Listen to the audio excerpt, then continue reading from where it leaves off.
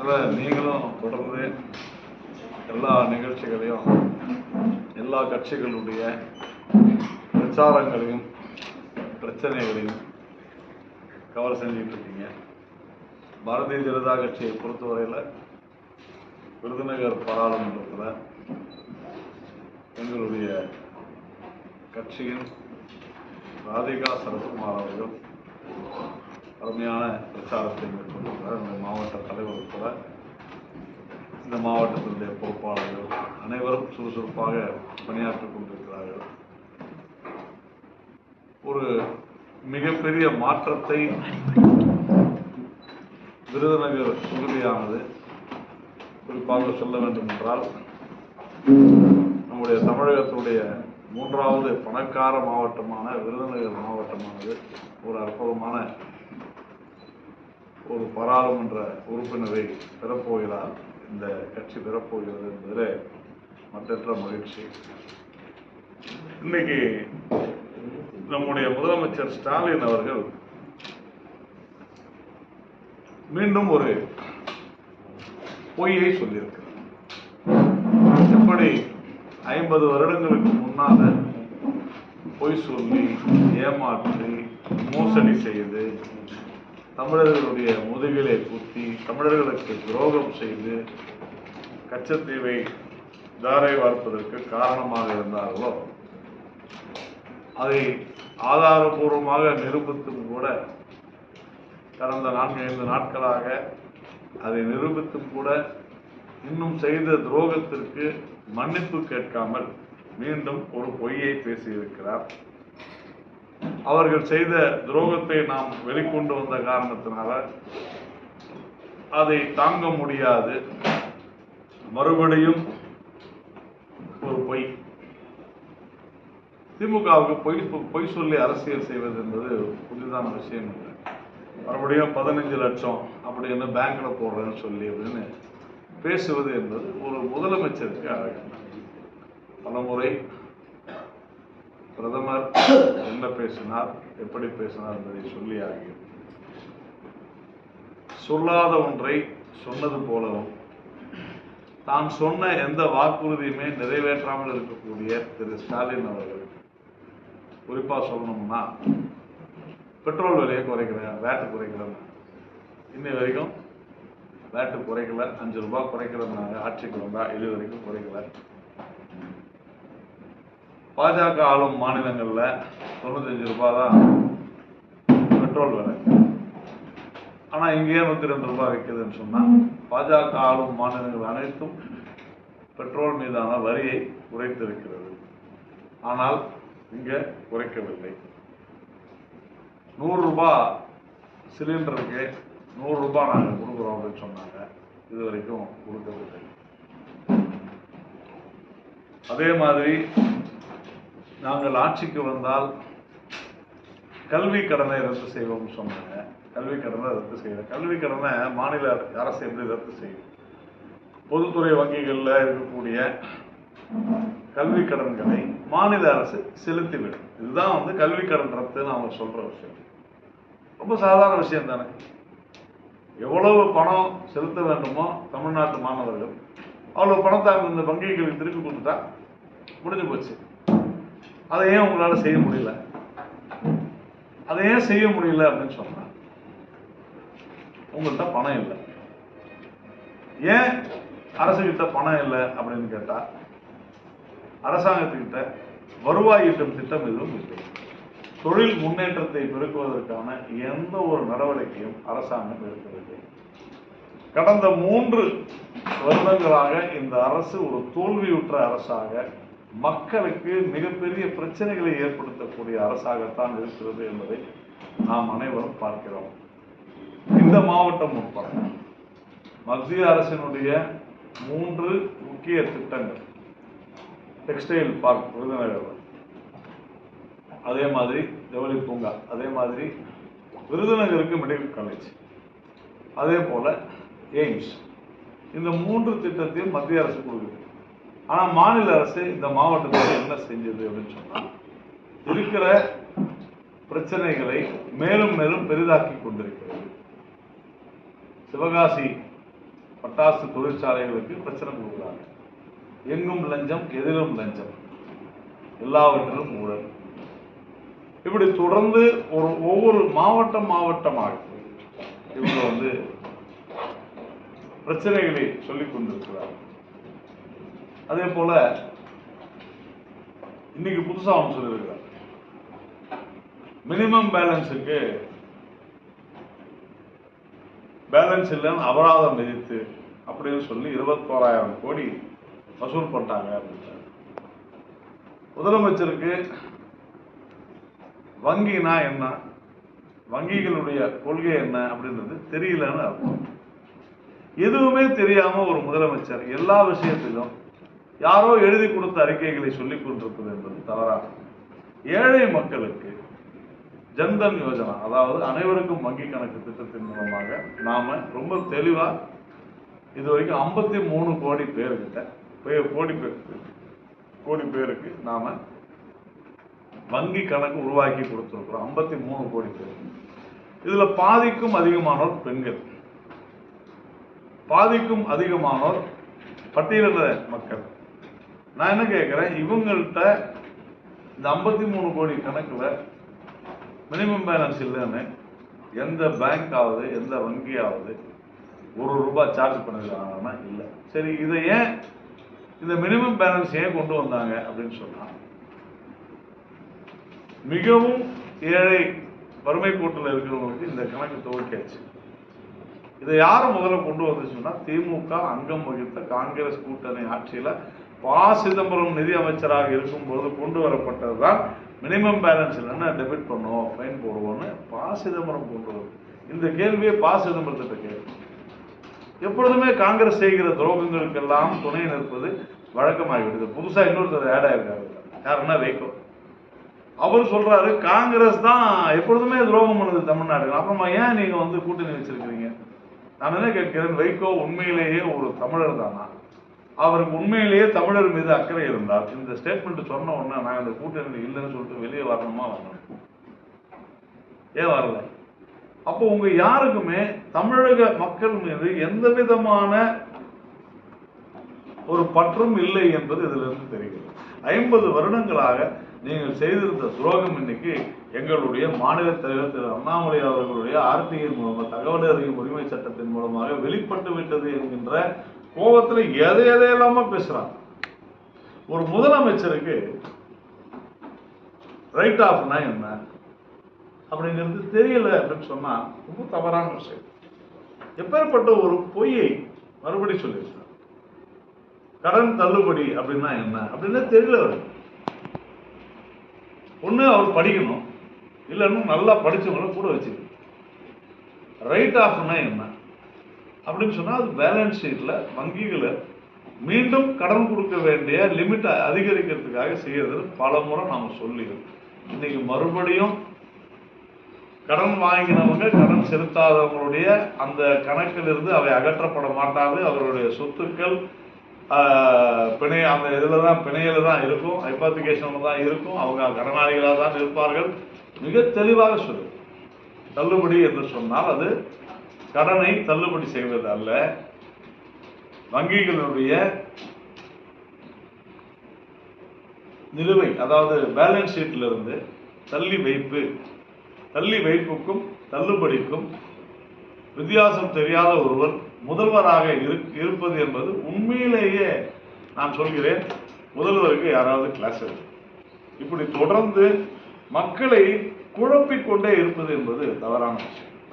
30 விழுக்காட்டுல இருந்து 22 விழுக்காடா கார்பரேட்டுக்கு குறைச்சிட்டாங்க. கார்பரேட்டுக்கு குறைச்சிட்டாங்கன்னா ஏன் குறைக்கிறாங்க? 10 வருடங்களில நம்ம நாட்டில் வந்திருக்கக்கூடிய முதலீடுகள் என்ன? மேக் இன் இந்தியா, இந்தியாவிலேயே தயாரிப்போம். அப்ப இதெல்லாம் எப்படி வரும்? ஒருத்தர் முதலீடு செய்வதாக இருந்தால் அவர்களுக்கு சில சலுகைகளை கொடுத்துத்தான் தீர வேண்டும். இப்போ நீங்க ஒரு 6 லட்சம் கோடியா எவ்வளவு சொன்னாருங்க இப்ப முதலீட்டாளர் மாநாட்டில்? 6.5 லட்சம் கோடி. அது MOU எல்லாம் போட்டாங்கல்ல, அதுல நீங்க இந்த சலுகையை கொடுக்க மாட்டோம்னு எழுதி கொடுத்தாங்க தமிழ்நாடு அரசு. 6.5 லட்சம் கோடி முதலீடை நாங்கள் ஈர்த்து விட்டோம்னு மார்த்தட்டி கொள்கிற முதலமைச்சர். யாருக்கும் எந்த சலுகையும் கிடையாது.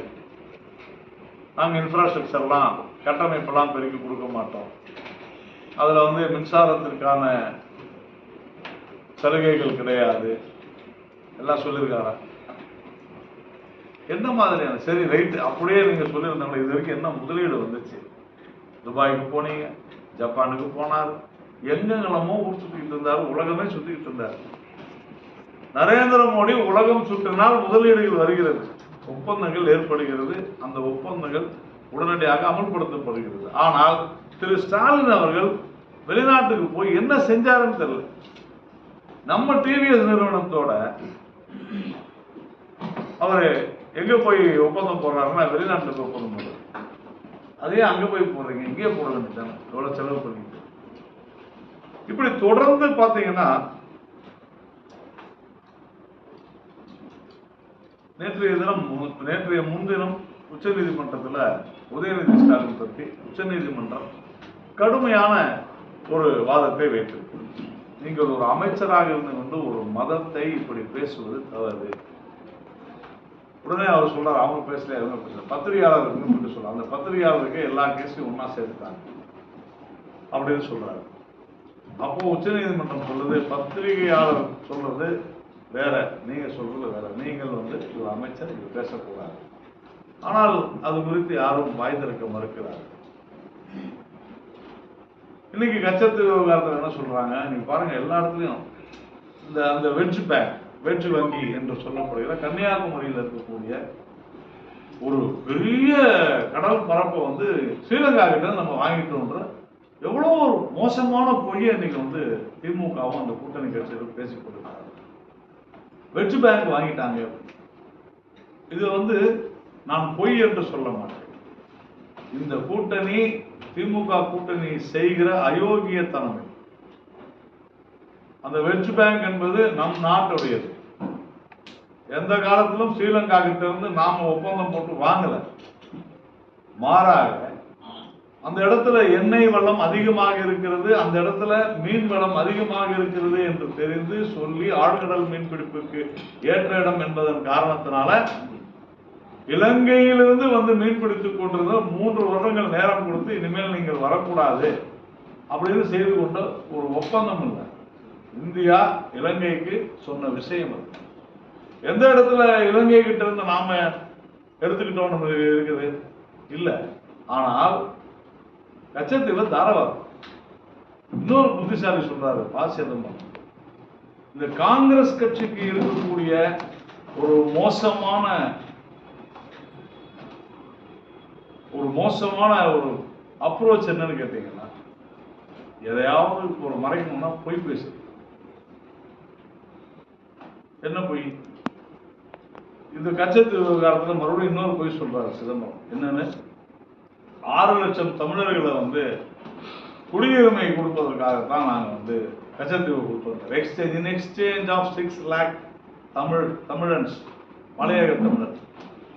இது எவ்வளவு பெரிய ஒரு பொய்னா, மக்களை முட்டாள்களாக எண்ணிக்கொண்டிருக்கிறார்கள்.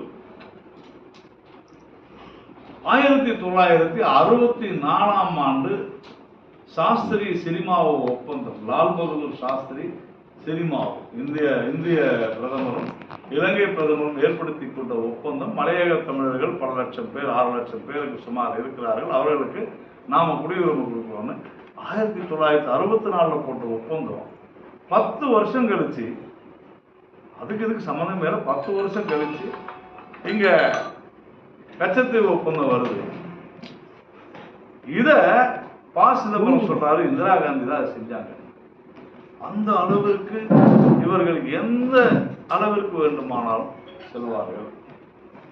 இன்னொரு பக்கம் இங்கிருந்து டெல்லிக்கு அனுப்பிச்சு ஐயோ கைது செய்யறாங்க, ஐயோ கைது பண்றாங்க. நமக்கு எல்லாம் தெரியும், திமுகவுடைய வசனமே அதுதான், ஐயோ கைது பண்றாங்க.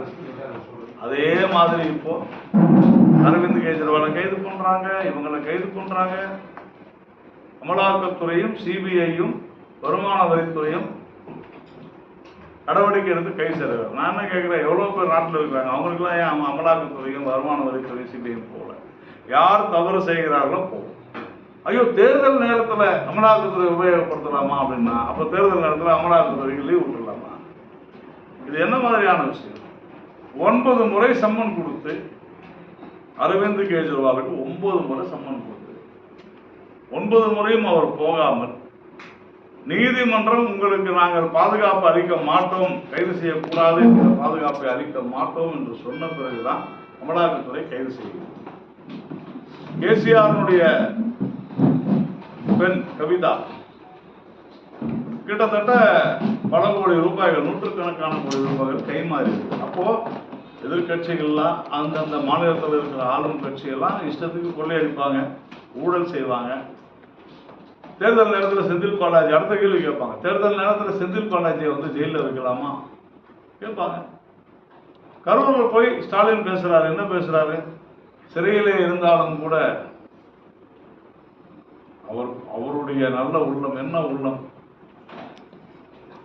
நில அபகரிப்பாளர், ஆள் கடத்தல்காரர், மோசடி பேர்வழி. இதை நான் சொல்ல, சொன்னதே ஸ்டாலின் தான், செந்தில் பாலாஜி. அவரு சொல்றாரு செந்தில் பாலாஜியை கைது போட்டாரு. இப்படி தொடர்ந்து தமிழ்நாட்டில் இந்த 3 வருடங்களுடைய, நான் சொன்னேன், இந்த 3 வருடங்களுடைய சோதனைகள்ல பால் விலை உயர்வு, மின் கட்டண உயர்வு, இதெல்லாம் ஆட் பண்ணி எவ்வளவு பெரிய துரோகங்கள். நான் ஒரு பட்டியலே கொடுப்பேன்.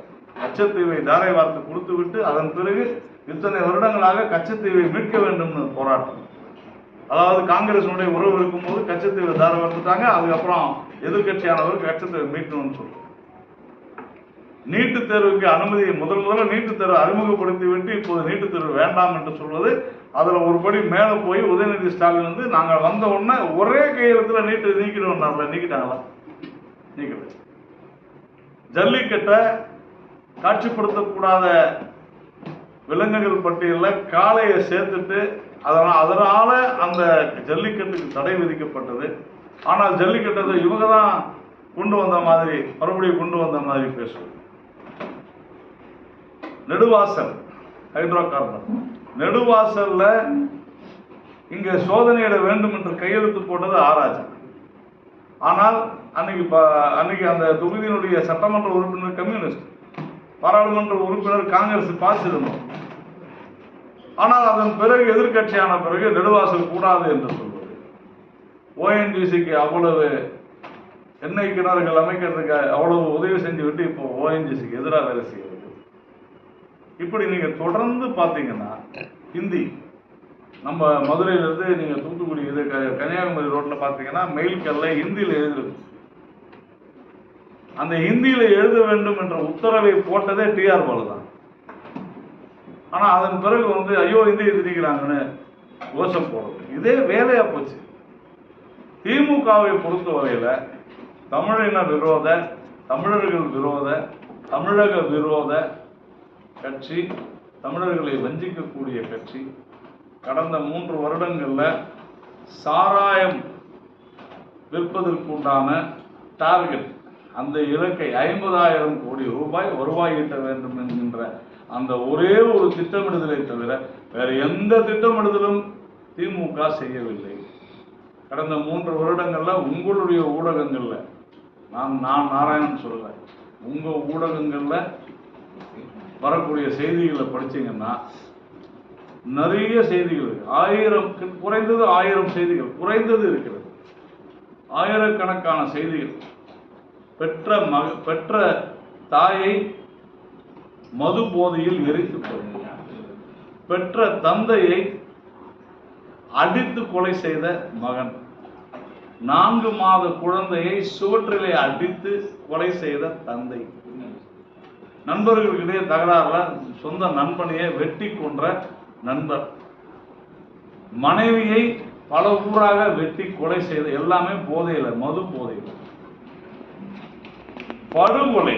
இது வந்து டாஸ்மாக் மரணங்கள்னு நம்ம எழுதலாம், மது மரணங்கள். இந்த மாதிரி இன்னைக்கு தமிழ்நாட்டில் கனிமொழி சொல்றாங்க, பெண்கள் அதிகம் பேர் வேலைக்கு போயிட்டாங்க, தமிழ்நாடு தான் நம்பர் 1. ஒரு ஆய்வு சொல்கிறது, எங்கெல்லாம் பெண்கள் வேலைக்கு அதிகமாக செல்கிறார்களோ அங்கெல்லாம் குடும்பங்களில் வறுமை இருக்கிறது. அதான் உண்மை. இங்க டாஸ்மாகின் இந்த மது அரக்கனின் மூலமாக ஆண்களை கட்டி போடுவதன் காரணமாகத்தான் பெண்கள் வேலைக்கு செல்கிறார்கள். இதற்காக கனிமொழி உண்மையிலேயே வெட்கப்பட வேண்டும். ஆனால் அதை விடுத்து சோதனைகள் எல்லாமே தங்களுடைய சாதனைகளாக சொல்லிக் கொண்டிருக்கிறது திமுக. இந்த மாதிரி பல்வேறு விஷயங்களை திமுக தொடர்ந்து தவறான விஷயங்களை செய்து கொண்டிருக்கிறது. இந்தி கூட்டணி அப்படின்னு சொல்லிட்டு நேற்றைய முன்தினம் பார்த்தீங்கன்னா ஒரு கிலோமீட்டர் கூட இல்லை, 100 மீட்டர் வித்தியாசத்தில் இந்த பக்கம் ராகுல் காந்தியை பினராயி விஜயன் ரொம்ப படு மோசமாக திட்டிக்கிட்டு இருக்காரு. கம்யூனிஸ்ட்டு நான் திருவனந்தபுரத்தில் கன்னியாகுமரி போகும்போது பார்க்குறேன், வெளியேகாவலியில் கம்யூனிஸ்ட்டு காங்கிரஸை நம்ம தமிழ் பாஷையில் சொல்லணும்னா, லோக்கல் பாஷையில் சொல்லணும்னா கழுவி ஊத்துறாங்க கேரளாவில். ஆனால் 1 கிலோமீட்டர் தள்ளி வந்து பார்த்தா 2 பேரும் அப்படி ஒன்றா நகமும் சதையுமாக இருக்கிறாங்க. காங்கிரஸ் தான் இந்த நாட்டுக்கு தேவை. ஏன்னா கம்யூனிஸ்ட் காங்கிரஸுக்கு ஆதரவாக அங்கே பிரச்சாரம் பண்ணது.